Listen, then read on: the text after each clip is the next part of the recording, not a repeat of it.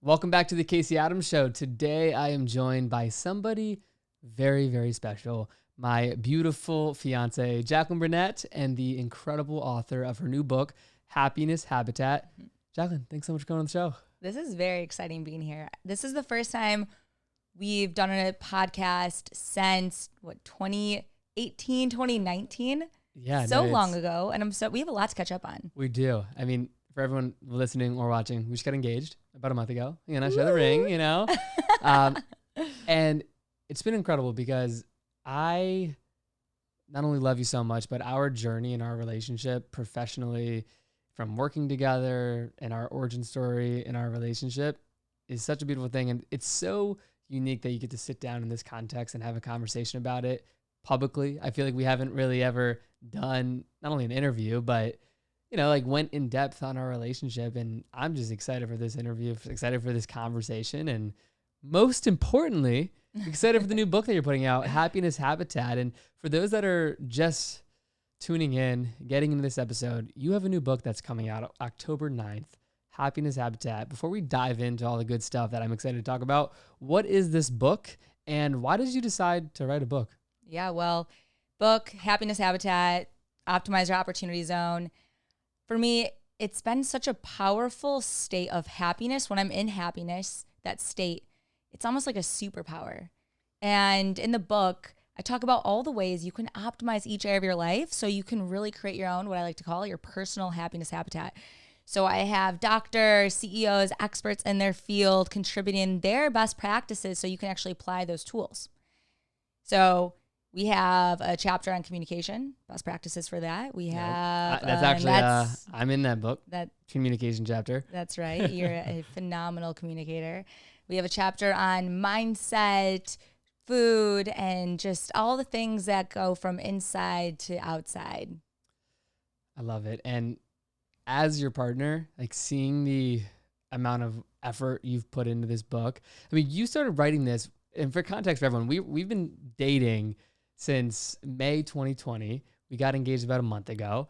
And throughout our entire relationship, I've seen the effort put into this book. I remember during COVID, when I was living in Arizona still, we were FaceTiming, you were working on this book. And to see it manifest into the physical form, I remember when we were in Michigan a couple months ago and we got the first proof of it.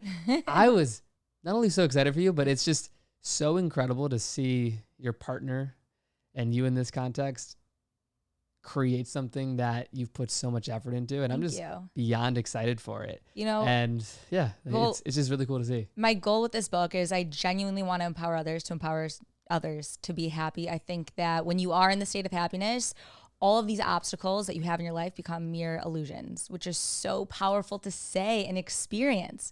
And so this book is accumulation of the past 10 years of my life's work, personally and in business. I've been the COO of a company such as Media Kits. Yeah, you're, for anyone that doesn't know, Jacqlyn was the COO of Media Kits, the tech company that I founded with one of my best friends, Kieran. And I mean, that's a whole conversation we can get into of working with your partner.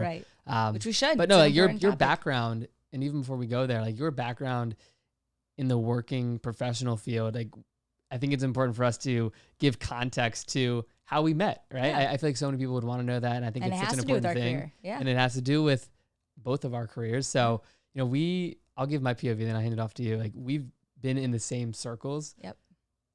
For years now. You were working under Dan Fleischman, which I'll let you talk more about, and your cousin, David Meltzer.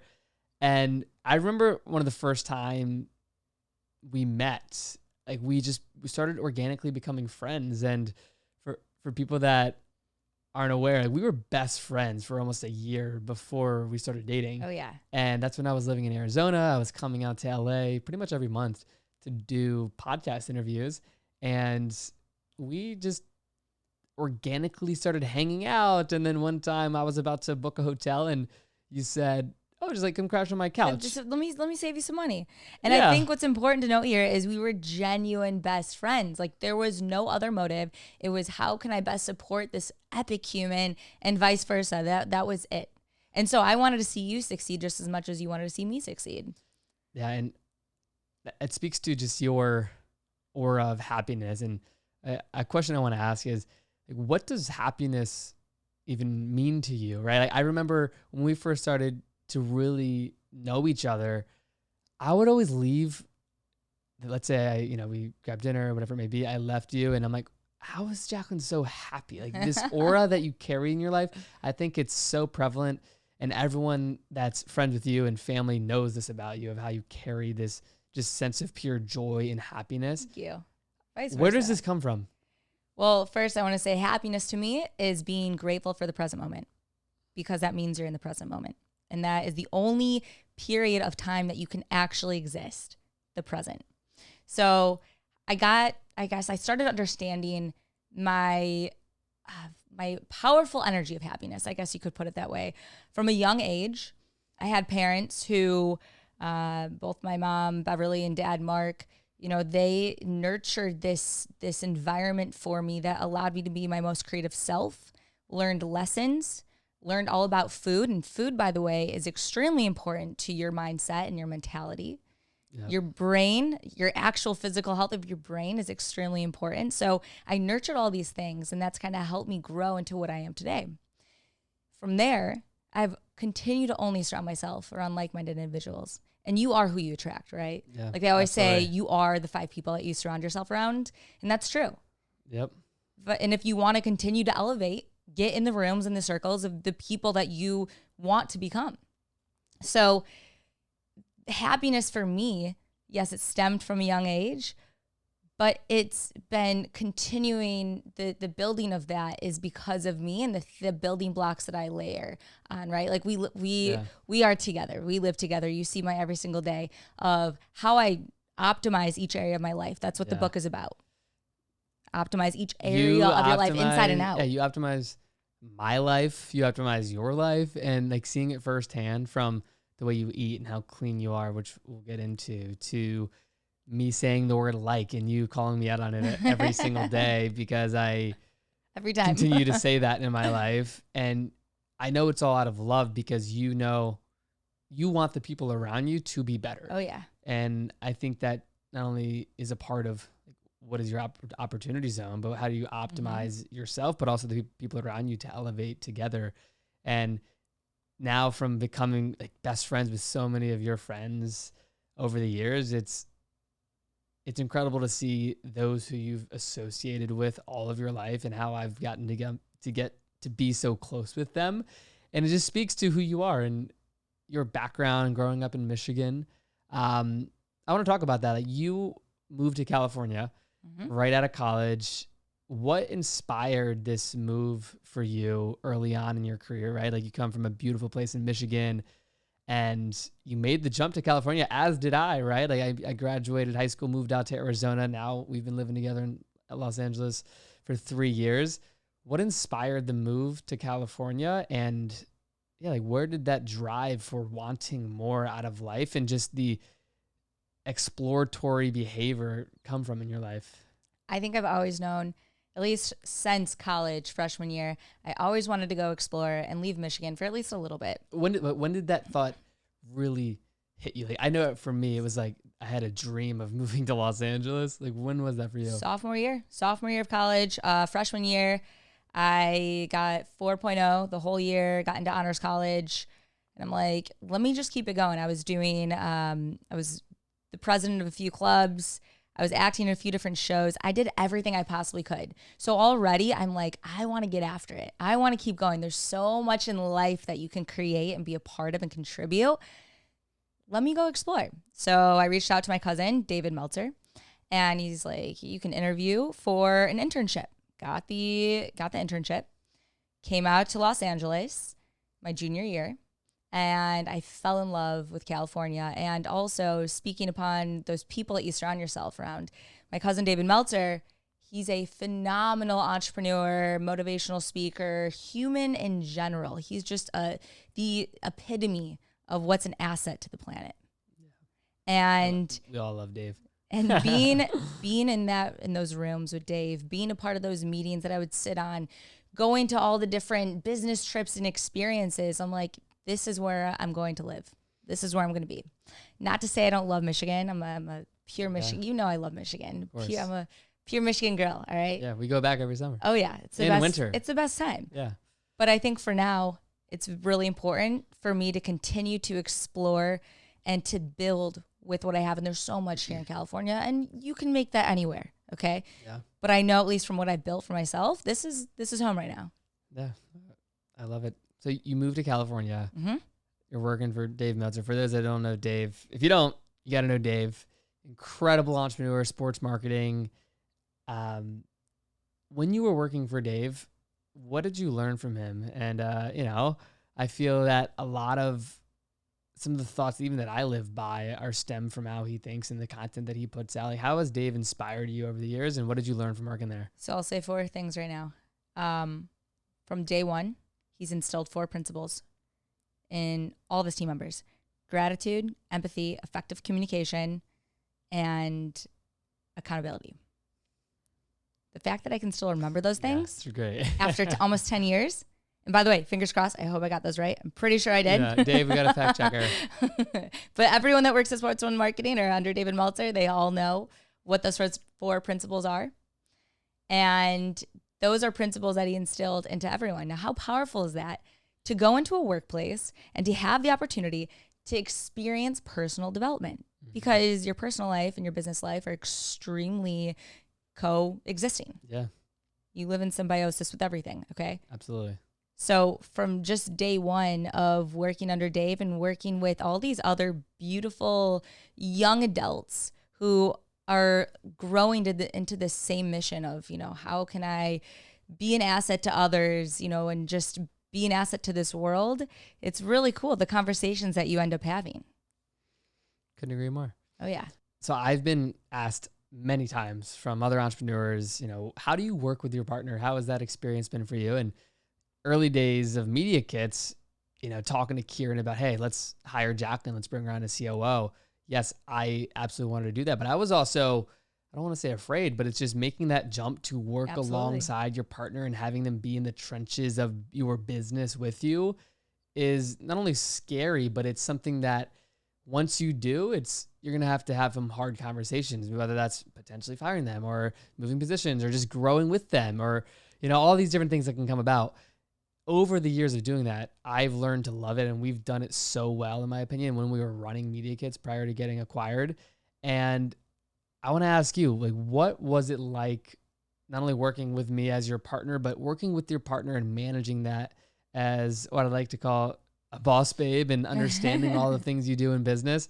Like, how was that from your perspective? And how do you, what's your perspective on that for other couples out there that might be considering working with your partner as the woman in the relationship? Well, first of all, it has to be something that you want to do. I've always known my whole life, I've always wanted to work with my partner. I think it's really incredible and powerful when you can decide, I not only want to take this amazing relationship that we have in our personal life and bring it to business. Because if you get along really, really well and you know what assets each other have and how you can play into that, it's going to be amazing. And that's what we did. But here's the thing. You have to be qualified. Yep. If you're a high-performing human, you have to both be qualified in the area of which you're going to perform. So for myself, when I was the COO of Media Kits, well, what was my prior history? With my track record, I proved myself. And I also proved myself to Kieran, of course, because that's your best friend. That's someone that's, as he should be. Yeah, my co-founder. Should we if be? If he said, hey, I want to hire my girlfriend, I would do the same thing. First. It's respectable. Yeah. I would do the exact same thing. I might have even gone a little harder, even though he did go hard. So I told Kieran, I said, hey, we're hiring her. And he said, let's give this a try. And you just pass with flying colors, objectively. So not only, right, think about this. We need to fill the role of the COO for Media Kits. So what was my past track history? I was director of operations for a blockchain company. I was the 3rd employee. Yep. Prior to that, I was working under Dan Fleischman as an executive assistant, but also as managing the campaigns, working with high-level influencers and celebrities, working under Dave, selling sales, business development, right? So I have all of that package put together, perfectly aligned to do this. Now I'm going to go off sidetrack a little bit and say that's what life is about. Life is all about those moments that you experience in the present are perfectly sent to you because that's what your past actions, thoughts, and emotions have set you up for. Yeah. That's what your now is representing. So back to how we actually worked together and what that was like. Yeah. What was your biggest lesson? Incredible. Biggest lesson is just, I mean, we already had the communication down, overly effectively communicating. But I think it's being even more transparent and just understanding each other's, you know, what are our roles and responsibilities, and then removing the emotion, because business is not emotional at all. I mean, we're human, so we are emotional. Yeah. But that was something that, you know, was very, very important. And when we're not in, you know, right now, right, I'm going through hurdles. I was going through hurdles writing my book and all of these different things. And to you, I was being emotional because I took off the we're working together hat, because we're not. This was my baby. This was my project. Yeah. And so I think the biggest lesson of when you work together with your partner is remember why you decided, number one, to work together in the first place. What are your goals and objectives together within the company? Understand that very clearly. And then just overly effectively communicate, and remember to move emotion outside of it. Which can be hard sometimes. It is hard. Yeah, especially when you're sleeping when together. When you're like dealing with problems in business or someone's messing up, but then you want to go out on a date night and just have fun, and then separating that. Hold on. Here's the other thing that I absolutely love. We are go-getters, right? We're high performance humans. I want to talk about business at dinner. I want to. No, that's also just exciting. To interject. Whenever someone asks me about that, I say, when working with your partner, I would rather be dealing with something in my business and having you just understand completely, and I don't even have to just talk about it and vent on it, even though that might be great. It's not even venting, it's finding a solution together. Versus, you understand it to such a high level that we can work on it, rather than just I come to you and say, oh, I'm dealing with this, and you're kind of like, oh, do this, and you have zero context or you're not in it. And I think that us being so in the trenches together when building Media Kit specifically was great for our relationship, great for our growth, and I never felt closer during those times. So amazing. I think it's extremely powerful when in a relationship you have the opportunity to not only build a family together, but you can build a business together, because those things co-align. They you know, the better you do in business, the better family, you know, the better things you're going to have in your personal life. Oh yeah. So that was amazing. I'm so grateful for it. I love that. To change topics, what did you feel when I proposed to you? I was so excited. Okay, butterflies. So yeah, I thought you knew. I really did think you knew. There were moments when I maybe thought. In terms of, we were on a trip, for context, we were in Israel, then I proposed in Greece. It wasn't even about that. The trip Tell me from your perspective, what did the proposal, how did it go? How did you feel? And what was that moment like for you? Cloud 9 the whole time, because we were in Europe having the best time, but extremely cloud 9 when he proposed. Backstory, we went on vacation, Europe, with our best friends, Lindsay and Josh, and we did a trip from London for a night. We went to Israel for a Leona week. And B-Max. Oh, our other best friends, Leona and B-Max, of course. My co-founder of Listener FM, B-Max. Shout out B-Max. Oh, yeah. Oh, yeah. And then, which by the way, they're coming back from Israel soon. We miss you guys. And then we ended up going to Athens and then Santorini and Mykonos, the best trip ever, right? So before we left, I had a feeling for certain you were not going to propose. Why? Because we'd have these conversations, and me as the person who's just so in love, I'm like, I can't wait till you propose. And you kept telling me, Jacqlyn, it's going to happen when it happens. That was your classic response. So when we went on this trip, you not only wanted to be proposed to, but you're like, we're so in love. And you're like, you always said to me, oh, like the advice I got from older women, beautiful Jewish ladies, that are married, they would always say, what? Yeah.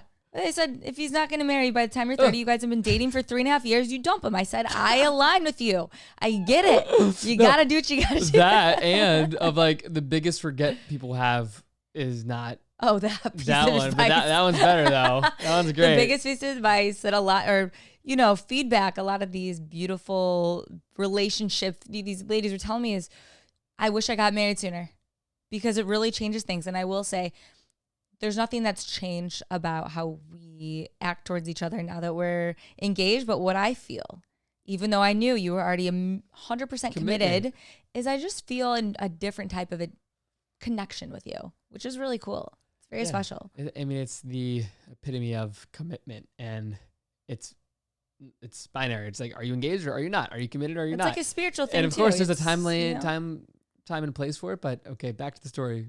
Getting Okay. engaged. Okay. I'm sure people want to Okay. know if they don't already. Okay. Obviously, So, people might have seen the pictures on Instagram, but they want to hear from Jacquelyn's perspective. okay. So we are now on this trip. We have now gone from London to Israel. We're last night in Israel, and we were out at a bar hanging out. And in my mind, I'm like, Casey, I would love for you to propose to me soon. I can't wait to be engaged with you. And you said to me, you're like, Jacqlyn, you put your foot down. I'll give my context. You put your foot down. And I almost, because I had a drink, and I was like, oh my God, Casey's not going to propose. Like, what is happening? Here's what happened, everyone. We're out at a bar having a great night, dinner, the whole thing. Jacquelyn's all cute and said, oh, I can't wait to be proposed. When are you going to propose? And she does this a lot. And obviously I have the ring. I'm planning on proposing on this trip, but I'm also aware that I think she knows. So I'm in the mindset of I have to deny and just completely throw her off Which guard ruined our night slightly. and make her think it's absolutely not happening. So therefore, I was like, what do? I just have to deny and put her in her place. I was like, Jacqlyn, I understand you want this, but you have to be realistic and understand that, things are going to happen when they happen. So please don't bring this up again. In like a very serious tone. Oh yeah. I was like, we could have been having fun at a bar. Like that would have been amazing. And then it ruined the night because I was so stuck of like, I need to just you made up for it. Zone in. Yeah. And then the next day it's fine and everything.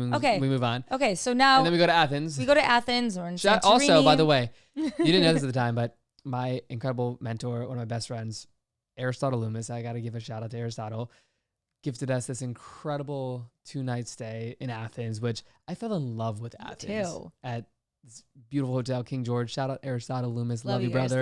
You didn't know it at the time in terms of the gift that he gave us as an engagement gift, but loved Athens, fell in love with the city. Just to put this on the record, we're going to go back 2025 and I'm going to run the Athens Marathon. Oh yeah. So maybe Aristotle will be there. We'll see. But continue on with the story. Just had to put that out there.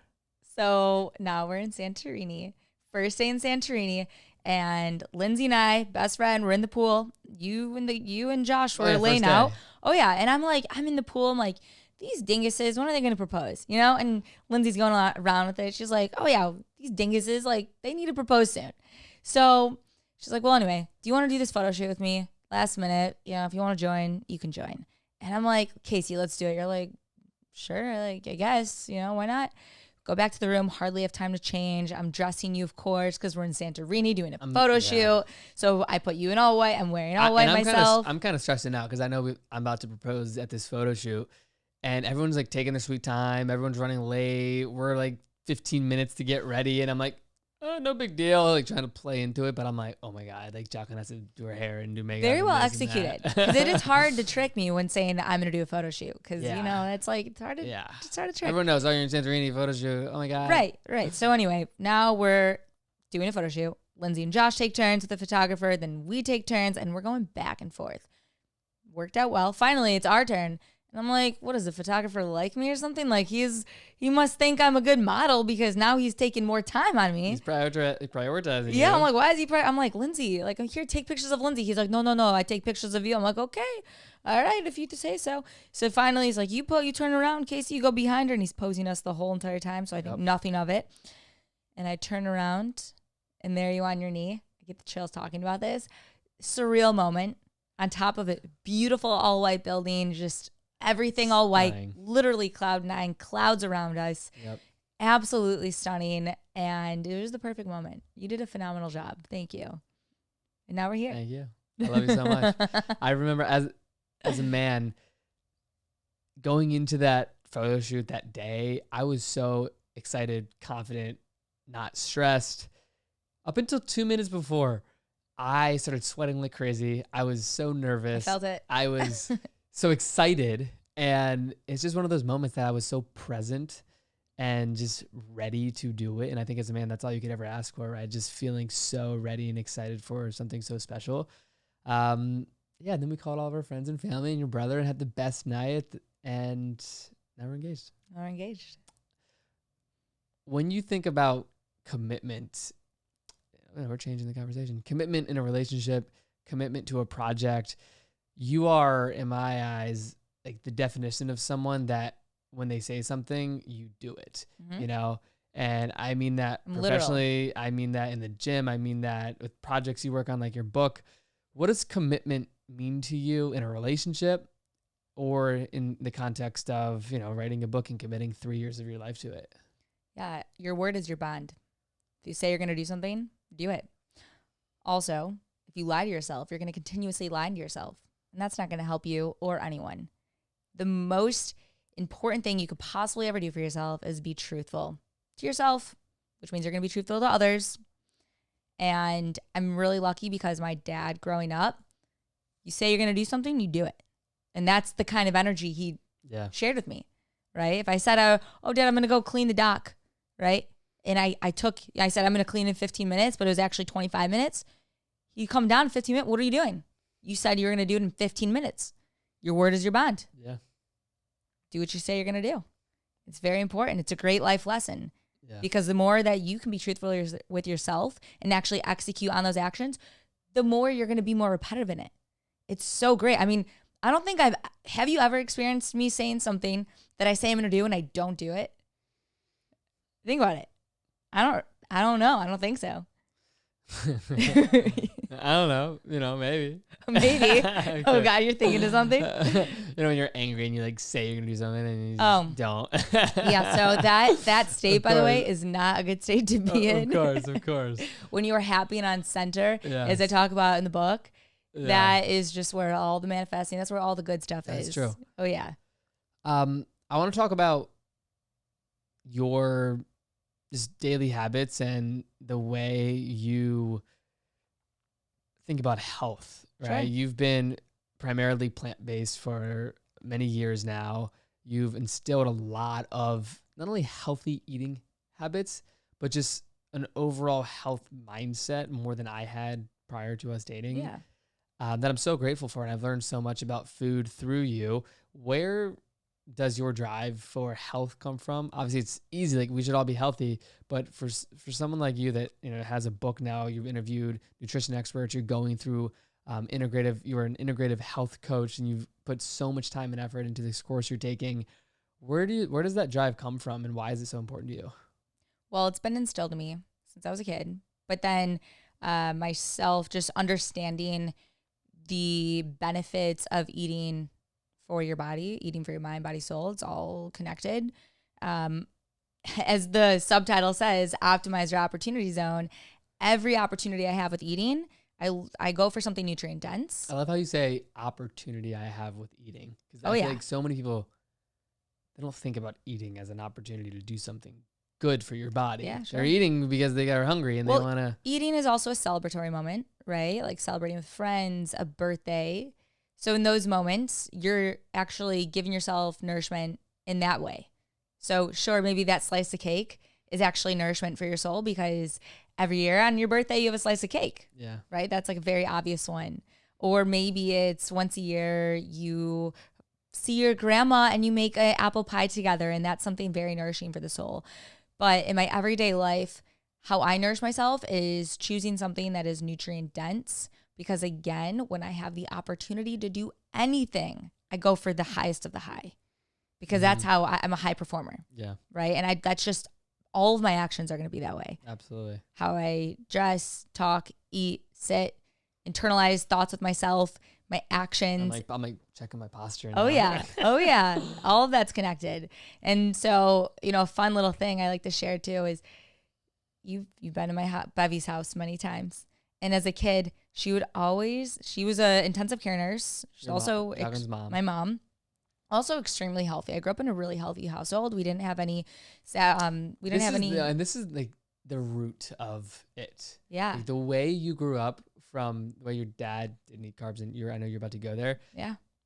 It's incredible. But continue. Yeah, you've got to experience it. Yeah. Any family dinners we have, is there any just random potatoes or pasta or just sugary things? No.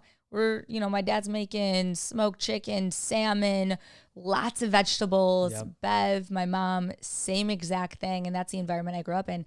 And side note too, when you grow up in a household where you're not taught those things, yes, you can break out of that cycle. But it's the same way of saying, oh, it's in the family that we have this, disease. Oh, it's in the family that I have OCD. Well, actually, no, that's because that's how you've been programmed. And it's, you can get out of that. Mm-hmm. Right. So when I'm very lucky that I had a foundation that just allowed me to skyrocket. That's what it was. So growing up, my mom, when she'd read articles or on the computer or in the magazine about health, when we were little kids, just learning how to read, she actually would cut out these articles and she put them on the pantry. So anytime we went to go reach for a snack in the pantry, which there weren't too many because we never really had bagged things. We had whole things like vegetables, hummus. My favorite snack after school was hummus and tabbouleh with matzah. That was my favorite thing. It's healthy. Yeah. And what's our favorite thing here? We love our tabbouleh hummus. That. Yes, it is. Still have it my after school snack. Yes. So it stemmed from that. And I just think that you feel what you put in. Imagine yourself as a supercar. What do you put in a supercar? Premium fuel. Okay. Well, you're a supercar, so wow. You better give yourself some premium fuel. You want to operate like a supercar. Greens, Oh yeah. Oh yeah. I love that. In this book, Happiness Habitat, which I love the name, you talk about, yes, nutrition and eating well, and the subtitle, Optimize Your Opportunity Zone. You've talked about it a little so far, but what is an opportunity zone? I'm not just saying this for the podcast. I love how you said, like, whenever I have the opportunity to eat, kind of gets me thinking of like everything you do in your life is an opportunity to be great. Mm-hmm. And I know you live by that. What is an opportunity zone? How do you define it, I should say? Yeah. And why did you name the book Happiness Habitat, Optimize Your Opportunity Zone? Sure. Well, I'll start with Happiness Habitat. If you think of, all right, what is happiness? To me, it's being grateful in the present moment. Everyone has their own definition of what that is. And then you have habitat. That's your environment, your surrounding. And the way I look at happiness habitat is happiness can be optimized both from inside and out, right? Because you're going to be encountered with things externally and also internally. So it's important that now we get into the subtitle, Optimize Your Opportunity Zone. Now the book breaks down in each chapter, each area of your life inside and out that you can actually raise the bar. Practical tools that you can literally do to raise the bar, to optimize each area of your life. So your opportunity zone is both the zones that you experience internally and externally, but also just your opportunities in life. Because when you are happy, I believe, as I mentioned before, all these obstacles become illusions. You're in your flow state, which is an extremely powerful state. When a golfer hits that hole in one, they're in flow state, right? Shout out to the golfers hitting holes in one. Yeah. No, but that's any athlete sure. that's making the dunks, whatever it is, they are in flow. Okay. They're on center or happiness. You don't need to be manic to be called happy. You could be, I'm happy right now, Yeah. Like, you're happy right now? Oh yeah. Oh yeah. I'm always happy. There's moments of what? I'm human. For sure. And before I go on to the next topic I want to cover, so your opportunity zone, how do you define an opportunity zone and what does that mean to you? Yeah, the opportunity zones. They're how I just mentioned, I go for, like, when I have a food, it's my opportunity to have a nutrient dense food, right? So having the knowledge first and then be able to act upon that knowledge in different areas of your life, so different zones. So how do you optimize those opportunities in each of those zones, in every area, internal, external, on the court, off the court, in business, in communication? It's a powerful thing. My thing is, you have one life, okay? Most of us can speak one language. A lot of us do. So become an expert. Just being a human, because life is both long and short. And so enjoy it and maximize it. It's too beautiful. There's too many beautiful things to experience. And if you don't know how beautiful it is, go outside and just sit in nature and look around. Allow your mind to just start thinking of things. Give it the time to actually experience the beauty of what this world is. Totally.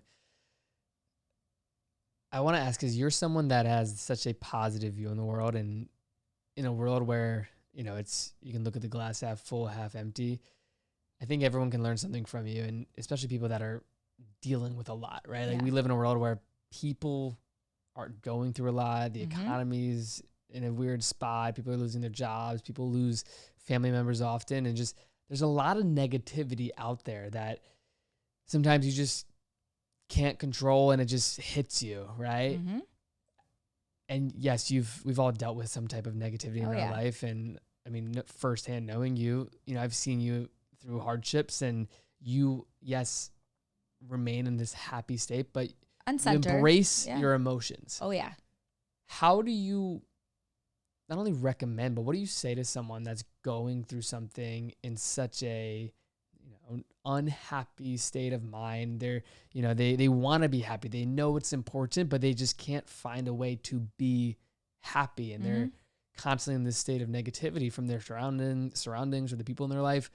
Where does someone start? Because you're someone that encompasses happiness since the moment I've met you, but you've also dealt with a lot. So how do you recommend? And I guess I know you go in depth in this book. Yeah. But where does it start? Where does happiness begin with you and for you? So what you just said was that someone has already seen their engine light and the engine light's on, which means that their body, their mind, their soul, it's telling them, hey, work on this. Humans are really, really powerful. Where think about the same way of driving a car. Driving a car, it's perfectly fine. And then you see that little engine light. Now, when you're driving a car, you don't ignore the engine light. You go get the engine fixed. You go figure it out. But sometimes as humans, we know the engine light goes on and we don't do anything. Why do we treat the car better than we do ourselves? So in the moments when we actually understand, hey, my engine light's on. Can you give me an example of that?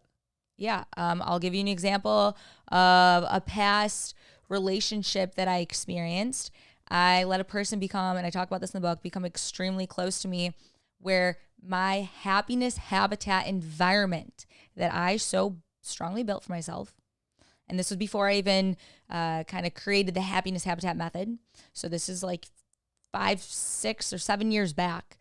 I was only spoken to negatively. I was verbally abused and emotionally abused to the point where I didn't even recognize who I was. I didn't know what to do that was right or wrong. And so I had to figure out how I could bring myself out of that. And it literally took flying across the country to go back to where I knew I was, where I started, where I could rebuild that foundation. It was the self-talk. You have about 40,000 thoughts a day. A lot of those are negative. But you can program yourself to actually, instead of just be in those thoughts, you can observe those thoughts. And by the way, that's a really good way to operate too. If you find yourself and you're not on center, right? Like if you know right now, I am not on center. There's a couple tools and tricks that you can do for yourself, such as one, smiling. When you smile, you're actually telling your brain to release endorphins, right? That's easy. Sure. But if you're upset and you're like, F this, like I don't want to do that. That's stupid. Okay. Simply get back to the roots. Get back to Mother Nature. Get back to foundation. Do something that you enjoy doing. As hard as it may be, if you have the will, you will find a way. Right? It's like that good line. If there's a will, there's a way. Yeah. If you know you want to be happy and you want to get out of this depression, you want to get out of this sadness, if there's a will, there's a way. Also really good to know, I was just watching a lecture last night. Dr. Amen, he's an incredible, he studies the brain. And he looks at brain scans all the time. He's looked at over 20,000 brain scans. And a lot of these people, when they go in and they say, oh, I have depression, I have OCD, schizophrenia, a lot of these, big labels. Well, a lot of the times people treat other humans as a culmination of those labels, of those symptoms, I should say. When in fact, keyword, those are symptoms. There is a solution. Get your nutrients. Get them back to where they should be. Yeah. Feed yourself correctly. Hydrate. Your brain, 80% water. Hydrate. Yeah. I think it's like 70% of America is dehydrated.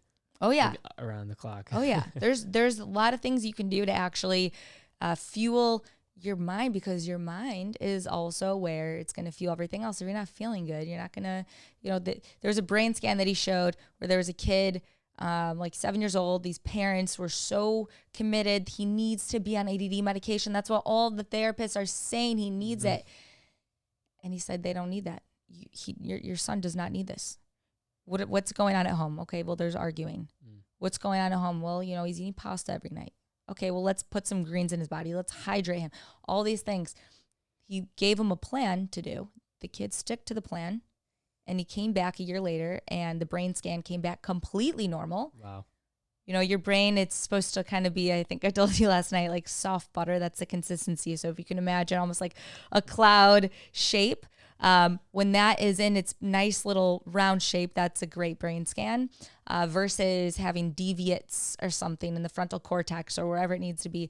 That's sometimes where there can be issues. So it's really important that if you are not feeling your best and you have the will to get better, hydrate. Yeah. Smile. Get to the roots of. Get to the roots. Yeah. Oh yeah. That's Don't awesome. cover it up with antidepressants or other things that are just going to cover those symptoms. I think because you took ADD medication. Right? I took ADD medication for almost 15 years. Yeah. And by the way, that's because my mom, my parents. Why? How do you think that affected you, and how did you get off of it? I never took it, so I don't have the experience to speak on it, but I know this has been a very important topic for you, and absolutely, you've grown from that. And I think a lot of people are still dependent on these. Not only because they are dependent, but they've grown to believe that they are dependent when in actuality because they think they are their symptoms. Yeah. So I was prescribed ADD medication when I was in 4th grade. Prior to me getting prescribed, my parents did everything they thought they could, such as eye tests. I was doing testing forever. This was in 3rd grade. I remember this very clearly. I'm always tracing images. I'm always doing different things on this computer in some office. And then finally they're like, let's put this hyperactive child who talks a lot, who's really creative and likes to color out of the lines, let's put her on ADD medication. I fought it for the longest time. I pretend like I know how to swallow pills, all these things. Okay, finally, you're 4th grade. It's your parents. You're going to do what they say. I take ADD medication, and of course, I start coloring inside the lines. I start, not talking as much, and I'm sitting in my chair very quietly. And that's all right? I was a kid. That's all I knew. And my parents, they did what they thought was best. My mom, again, she's an intensive care nurse, comes from the medical background. The course that I took to become an integrative nutrition health coach, I did a lot of these focus groups with a lot of these other students who are becoming a coach as well. And a lot of them are doctors. And they even spoke about how when they were in school, they were never supposed to they never were taught to look at the holistic side. Mm-hmm. Right. And so my mom was never taught to look at the holistic side. So now let's progress into high school. Well, I found myself, instead of socializing at lunch, guess what I did? I would go to the library to do homework. I went to hang out with the teacher to learn or catch up on a problem. And you're saying it's because of you were on ADD medication? Oh, yeah. I went from, it was Concerta, then Concerta and Adderall, then Vyvanse and Ritalin together, then just Vyvanse. I was on everything. And at one point, I was on the highest milligram of Vyvanse, 70 milligrams. Wow. I weighed 95 pounds at the time. And I would put quarters in my pockets when I would go in, because I would get weighed. I think it was every 6 months or something. Stacks of quarters. Yeah, I would. Yeah, because I had to use that for the laundry in college. So I would come home and drive home, and I absolutely wanted this ADD medication. I was in honors college. I was taking advanced courses, and I'd have all these quarters and wear sweatpants. So that you don't seem like you're so underweight. I weighed like 98 instead of 95 or whatever it was. Anyway, 3 pounds of quarters. I started to study health. Yeah. In college. Yes, I was very aware of it growing up. I knew to eat healthy. I mean, in college, I was eating salads for breakfast still as a college kid, right? Like nutrient dense as well back then. But I then realized this is not the only way. And I do not want to be on this anymore. I don't. It was like a moment where I'm like, in what world do I see myself ever taking this medication ever again? Never. So I created a plan for myself. Slowly, I'm going to start getting off of it. My parents totally supported that. I mean, I'm 18 I'm 17 or 18 by then. And then what I was the most nervous for was ADD medication. First of all, it's a stimulant, right? It makes you go to the bathroom. Also, it suppresses your appetite. So I was curious, I don't think I'm going to be addicted in the brain from this, but maybe I'm addicted from how I actually eat. Like that was a actual question of mine. And so sure enough, I got off of the ADD medication after, during my senior year of college, I think it was last semester. And, I couldn't go to the bathroom, right? Yeah. Tried drinking coffees, all these Wow. things. I went to the doctor. They put me on Miralax for 6 months. The drug messed me up. Yeah. It did. Yeah. So I'm learning all about health, all these different things. And I was always vegetable heavy anyway and fish heavy. Yeah. But I watched a documentary. I forgot what it was called, but it taught me all about, just understanding food, how it works in your body. And I said, I'm going to try going plant-based. Went plant-based. 2 days later, back to regular. 2 days. 2 days later. Wow. I don't know, coincidence or not, but Yeah. No, I think to summarize that too as well, like you experienced that and now have learned how to live without it. right. And it speaks to the I don't think I ever needed the it. growth. Let me just Yeah. say that. I don't think I ever needed it. I think that everyone, it's the VAK model, visual, auditory, kinesthetic. Everyone has a different input and output, how they prefer to learn and communicate. So I went to a great public school, but they didn't focus on, Jacqlyn Burnett, not. she's Public more school. kinesthetic auditory or kinesthetic visual, right? It was all auditory, Yeah. all lectures. That's all it was. When what I really needed was hands-on visual. That's how I still learn. Yeah. I want to, So it's important. It's For important sure. to understand how you learn. absolutely. Couple more questions before we wrap up here, sweetheart. What would you say to the young 7, 8, 9-year-old Jacqlyn Burnett? What would the little Jacqlyn think about herself today? And what advice do you have for her from a nutrition perspective, from a business perspective, from a relationship perspective? What would the young Jacqlyn think about her life today? If my younger self met my current self, I would be so wowed. Oh my God. No, look at this. I'm serious. You're As a beautiful, little girl, you're smart. as a little girl, my dad and mom, they'd always put me in cute fashion and my mom was always teaching me to sit up straight, all of these things.